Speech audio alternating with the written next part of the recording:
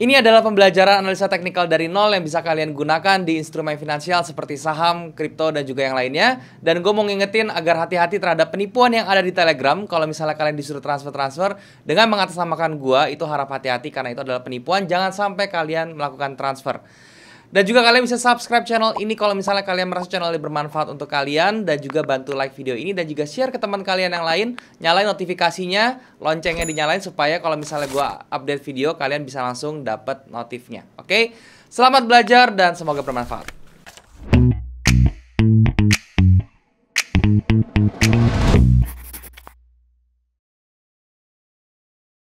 Oke teman-teman, sekarang kita sudah ada di monitor dan hari ini seperti biasa tadi gue udah bilang kita akan bahas forex series lagi, yaitu adalah cara trading forex dari nol yang sudah masuk ke episode 50 teman-teman ya. Dan di episode kali ini gue akan sharing tentang gimana caranya kalian bisa gabungin sih atau cara make si trendline ini dengan supply and demand ya. Oleh karena itu gue akan bahas satu-satu dulu dari mulai trendline-nya dulu ya. Kalian harus mengerti soalnya ya, seperti ini apa sih trendline ya. Jadi trendline ini kan dari pengertiannya teman-teman ya, itu dia adalah sebuah garis atau tools ya teman-teman ya, line tools yang gunanya itu bisa ngasih kita info apakah tren ini sedang kayak gimana gitu. Maksudnya keadaan dari suatu tren itu seperti apa. Ya kalau misalnya trendline-nya itu miring ke atas seperti ini, dia berarti tendensinya harganya itu sedang bergerak naik ya teman-teman ya. Kemudian kalau misalnya trendline-nya datar seperti ini, berarti dia harganya lagi sideways. Kalau trendline-nya dia turun seperti ini, berarti dia tendensinya lagi turun teman-teman. Oke. Nah untuk gambar trendline sekarang gimana caranya? Kalau misalnya bullish trendline ya, atau trendline yang bergerak ke atas, kita patokannya dari yang namanya swing low-nya teman-teman ya, dari swing low-nya. Kemudian kalau misalnya dari jadi dua swing low pertama yang terbentuk yang mulai membentuk higher low seperti ini, kalian bisa langsung tarik garis trendline-nya seperti apa gitu ya. Kalau misalnya sideways itu mau atas mau bawah sama aja ya, kalian tinggal tarik aja teman-teman ya. Yang pokoknya kalau misalnya line-nya itu dia punya low yang sama gitu ya, kalian tinggal tarik garis lurus. Kalau dia nunjukin datar seperti ini berarti dia sideways. Nah kalau yang bearish teman-teman ya, ini gambarnya salah teman-teman. Kalau bearish itu adalah yang kalian lihat itu adalah patokannya dari high-nya. Jadi dari swing high pertama ke swing high kedua, langsung kalian tarik garis lurus seperti ini, sisanya biar nanti harganya ngikutin sendiri kayak gitu ya. Jadi untuk cara gambar trendline-nya seperti itu ya. Dan kemudian sekali lagi kalau untuk sifat trendline yang kalian harus ketahui ya. Jadi trendline itu adalah memiliki dua sifat teman-teman ya. Tiga sifat candle juga. Yang pertama itu adalah impulsif ya. Jadi impulsif itu adalah ketika dia kena harganya balik ke trendline ini, dia bukannya ke atas lagi, tetapi dia malah jebol ke bawah dan harganya terus bergerak ke bawah. Itu namanya impulsif. Yang kedua, nama sifatnya itu adalah rejection teman-teman. Nah rejection ini adalah kondisi ketika dia kena trendline, dia langsung mantul ke atas. Nah kalau ada pantulan ke atas seperti ini namanya rejection.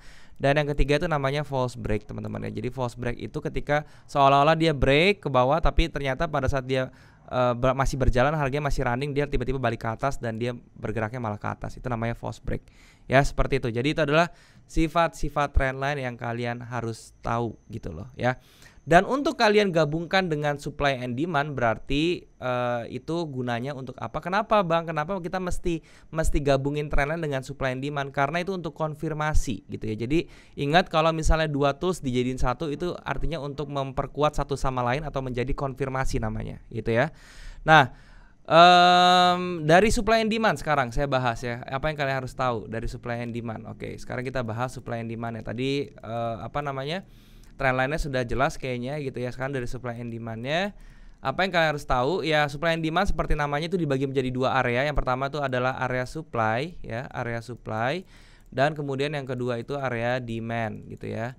Nah area supply itu apa? Dia fungsinya itu seperti resistance. Kalau misalnya kalian sudah belajar support resistance, dia fungsinya seperti resistance atau artinya dia menahan, atau sebuah area yang menahan supaya harga itu tidak bergerak ke atas gitu ya. Sedangkan kalau area demand itu fungsinya seperti support, level support, tapi dia bentuknya area gitu ya.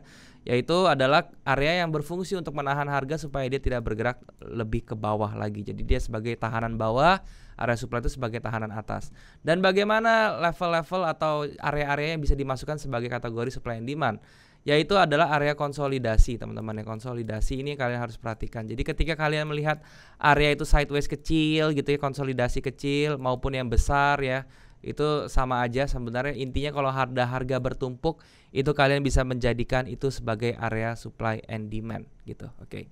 Ya, seperti itu. Itu jadi tentang supply and demand yang kalian harus tahu. Untuk sifat harga yang masuk ke area ini juga ada 3, yang sama seperti trendline tadi ya, ada impulsif juga ya, ada rejection juga ya, kemudian ada yang namanya false break juga. Jadi itu tetap 3 sama sifatnya. Oke.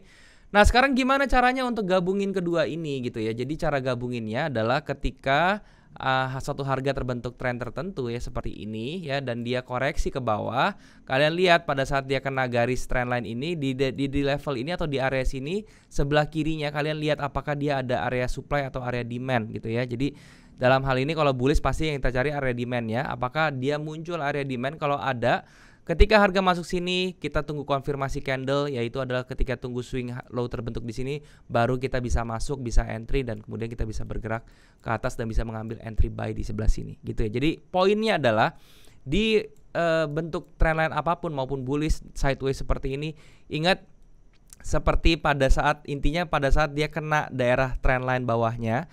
Lihat di bawahnya ini dia ada cluster atau ada confluence berupa area supply and demand atau enggak. Cara pakainya seperti itu aja gitu ya. Kalau ada, kita tinggal tunggu konfirmasi swing terbentuk di sini. Ingat, konfirmasi swing itu sangat penting karena itu bisa membuat kalian tradingnya itu lebih aman lagi dan resikonya lebih kecil lagi. Jadi tinggal tunggu konfirmasi swing, konfirmasi terbentuk, baru kita bisa entry untuk buy kayak gitu ya. Seperti itu. Oke. Nah, kurang lebih gambaran teorinya seperti itu. Sekarang kita langsung ke chartnya aja teman-teman ya. Dan ini kita langsung ke MetaTrader aja kalau misalnya kalian perhatikan. Nah, ini sekarang saya mau kasih contoh dulu ya. Saya kasih contoh aja ini di market Aussie Swiss teman-teman di M30. Ini ada trendline bearish seperti ini, kalian bisa lihat ya. Nah, kalian lihat, nah di trendline bearish seperti ini ya, ini kan harusnya kalau candle di sebelah sini ya, kita ngomongin candle yang bagian sini, itu kan dia sudah kena trendline-nya ya. Nah itu kita lihat di sebelah kirinya ada area supply and demand nggak? Oh ternyata di sebelah kirinya nih ada nih area supply and demand-nya gitu ya. Ini kan area bertumpuk nih, ini ada area SND-nya, berarti kita harusnya tinggal tunggu di daerah sini terbentuk swing high, baru kita entry.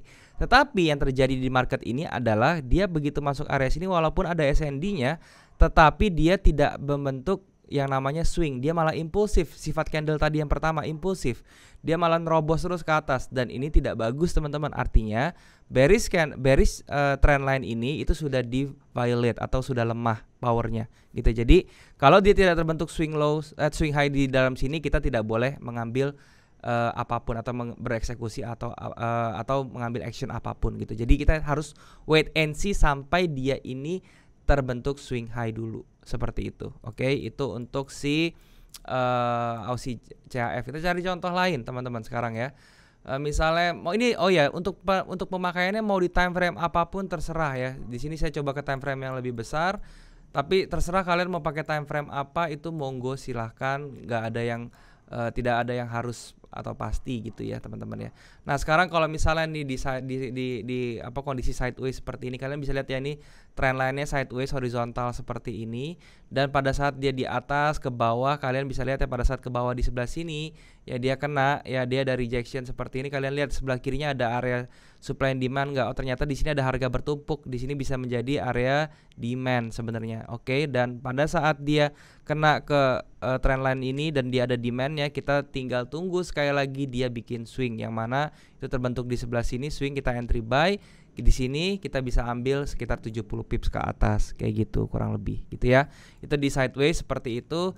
Sekarang kita coba cari di time frame ya, di trend yang bullish teman-teman ya, di di gold coba ya yang bullish kita lihat. Nah di sini teman-teman bisa lihat ya, kalau misalnya di bagian sini ini ada bullish trend line seperti ini ya. Nah kalau misalnya kalian perhatiin di sini di bullish trend line kayak gini, dia turun ke bawah kena trend line di sebelah sini. Kita lihat sebelah kirinya apakah ada SND? Tidak ada SND di sini, tidak ada confluence, malahan SND-nya tuh ada di bawahnya nih ya. Ini area supply yang sekarang jadi demand ya. Nah area di bawahnya, so itu sudah di break, letaknya sudah di bawah trendline, jadi ini nggak usah dipakai, nggak valid gitu. Kita tinggal cari yang lain seperti apa kayak begitu ya. Jadi contoh lagi di sebelah sini teman-teman ya, ini kalau misalnya kita tarik ini jadi trendline ya. Nah Pada saat di sini dia naik turun ya, kita lihat di sebelah kirinya apakah ada SND-nya di bawah sini ya, ternyata tidak valid juga karena dia sudah di break dan sudah naik lagi turun ya, dan di sini kalau kalian bisa lihat ada harga bertumpuk, di sini juga ada harga bertumpuk sehingga ini bisa menjadi area SND juga nih sebelah sini gitu ya. Nah, ini harga bertumpuknya di sebelah sini, ini juga ada harga bertumpuk ya. Ini walaupun kecil gini tetap dihitung ya, tetap kita bilangnya ini area konsolidasi ya. Kalau misalnya kalian turunin nih M30 gitu contohnya ya. Nih ya yang saya gambar tuh, kalian bisa baru kelihatan ya di daerah sini tuh ada SND bener-bener yang harganya bertumpuk kayak gitu ya. Oke, dan ternyata di sini ada harga bertumpuk, terus pada saat dia retrace dia tercluster dengan atau terconfluence dengan yang namanya trendline tuh ya. Dia kena trendline dan kebetulan di daerah trendline itu dia juga area SND. Maka kita bisa tunggu sampai dia terbentuk swing. Swingnya itu di mana ketika dia bisa break. Ini kan candle paling rendahnya di sini ya, terus dia ke atas, dia bikin base ya, berarti swingnya itu ketika dia bisa break base ini gitu ya. Dan pada saat dia break base ini kita bisa ambil entry ya, stop loss tentu di bawah sini gitu loh ya. Kita bisa dia naik sedikit, kalau kita entry di sini dia sudah naik sekitar sudah 180 pips ya, dia ke reduce lagi ke bawah, ketahan di area demand yang di sini, terus dia langsung terbang lagi ke atas kayak gitu. Oke.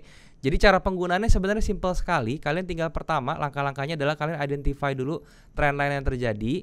Baru nanti ketika trendline sudah terbentuk, kalian lihat di pas di garis trendline-nya itu sebelah kirinya apakah ada area supply and demand yang terbentuk. Kalau misalnya ada, kalian tinggal tunggu harga menuju ke level tersebut dan membuat konfirmasi berupa swing atau candle pattern. Seperti itu aja, baru kalian bisa melakukan eksekusi terhadap market atau terhadap trading plan kalian ya, entah itu mau buy atau mau sell. Untuk stop lossnya cukup di bawah area supply and demand tersebut ya, area SND tersebut kalian taruh stop loss di situ. Dan untuk take profitnya kalian lihat area resistance terdekat atau area supply terdekat, atau bisa juga area, kalau kalian sell cari level support terdekat atau area demand terdekat biar kalian bisa exit dengan pas seperti itu. Oke? Ya mungkin itu aja yang mau gue sharing teman-teman, semoga bisa bermanfaat. Sekarang kita balik lagi ke kamera.